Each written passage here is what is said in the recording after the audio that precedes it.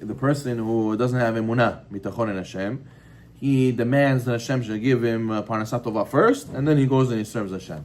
He says, without it, I'm not going to make time for Hashem. So he said he doesn't have emunah in Hashem. So what happened? The sixth reason why this guy makes no sense is because it says, let's say a guy takes a loan from you, and you say, give me security. I don't trust you, you're going to pay it back. So what do?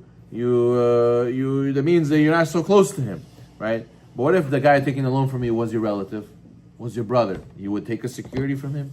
No, you would be so embarrassed to ask you for security, like as if you don't trust him, right? So therefore he says, how come with Hashem, who is our Father in heaven, who is our King, we have to trust the most? We take security from Hashem. We say, oh Hashem, when you give me $1 million, $10 million, then I'll sit and learn Kol all day.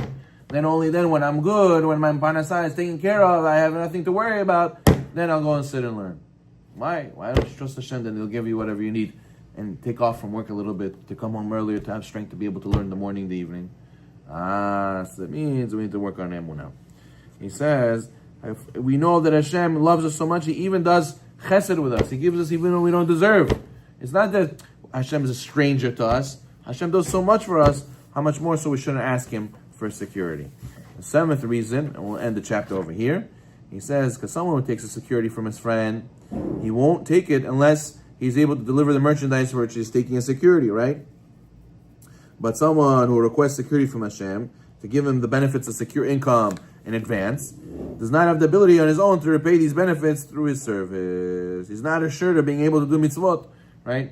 So the guy says, listen, give me this watch, security. You say, okay, what are you going to do with it? I'm going to go and sell it. Wait, what if I pay you the loan? Don't worry, I'll give it back to you. I'll get you another one, the same thing. I'll get you another one, the same one. So that works. But by Hashem, what are you going to tell Hashem? Hashem, give me $10 million and I'll be able to sit and learn all day. Hashem says, you can guarantee? Who says you're going to sit and learn? Maybe after I give you $10 million, it's still not going to be enough. Maybe you're going to forget. Maybe you're not going to be able, then you're going to change your mind. Nah, Hashem, deal's off. And you're going to trick Hashem. You're going to take the money and run. So you see that it's not the same like in business. You cannot make such a promise with Hashem because you can never guarantee that you're going to do those mitzvot for Him. As it says, one of these, there's a story over here, anecdote. It says that there's a big tzaddik. He said in one of his praises to Hashem, he said like this, even an intelligent person who recognizes you, he cannot take pride in his deeds. Why? Because every mitzvah tzaddik does, he can only do it if Hashem, you yourself, allow him to. Right? The Midrash says, Hashem says, show me a person who did Brit Milah and he didn't have a baby that I gave him first. You always have to have me give you something first. Show me a guy who put mezuzah and I didn't give him a house first. I have to give you a house first in order to be able to do mezuzah. Show me a guy who had tefillin and I gave him money to buy the tefillin first. So you see, Hashem says, you can never do the mitzvot yourself. You always need me to help you to do the mitzvah. So therefore, how can you guarantee that you'll give me the mitzvah? If I don't help you, you won't be able to do it. So therefore, there's no guarantees. As it says, Balokim Hilanu Kol Hayom, Shimcha Leolam Nodeh Selah. It says in Tehillim 44, we glory in Hashem all day, and we thank your name forever. Why? Because we know that even when we did mitzvot, we have to give thanks to Hashem that we're able to do mitzvah. Without Hashem, we wouldn't be able to do even a mitzvah. Even if we want to do the right thing, we wouldn't be able to. Okay, next chapter. Final chapter, Chovot Halevavot, chapter 7. Okay, good. He says, Kevan Sheishlan B'Sharis. Once we completed the previous chapters, he says, now we have to talk about things that take away our bitachon. What ruins our bitachon? He's number one, Mafsidav od istichlud b'inyan borei midatov v'tovot. Number one way to lose your bitachon is to be ignorant. What does it mean to be ignorant? Not to study about the power of the Creator and Hashem's attributes. Right?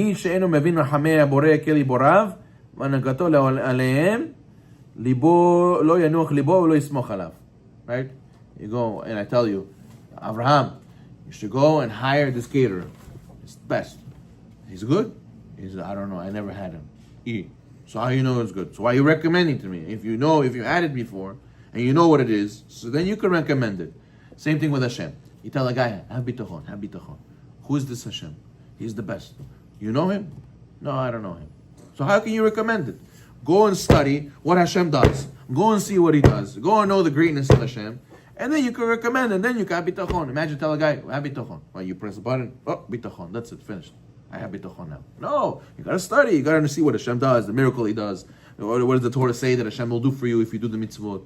So you gotta study about it. And then, so when you don't study bitachon, you don't study emunah, of course you're not gonna know Hashem. Of course you're not gonna have bitachon. Okay. Number 2. Sichluto b'mitzvot haborei yitbarach. Another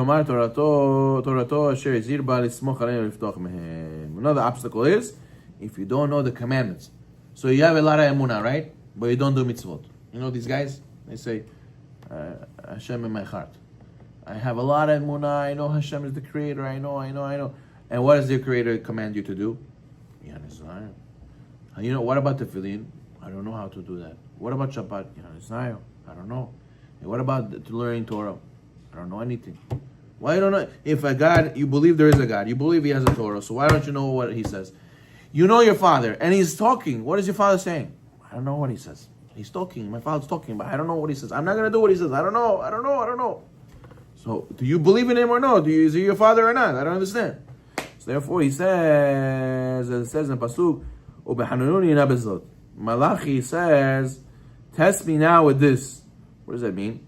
It means that Hashem tells us in the Torah many times to have bitachon and to trust me. Hashem says by maaser what? What does He say by maaser? Test me. With the maaser you will see I will deliver for you. So you don't know, if you don't know these things, how are you going to supposed to have bitachon? If you don't know these things, it's going to take away from your bitachon in Hashem. As it says, bitchu b'Hashem adead. Trust in Hashem forever and ever. For a person to successfully acquire bitachon, you must take to heart that Hashem commands us to trust in Him now and forever. We'll continue this next time. Baruch Adonai Olam.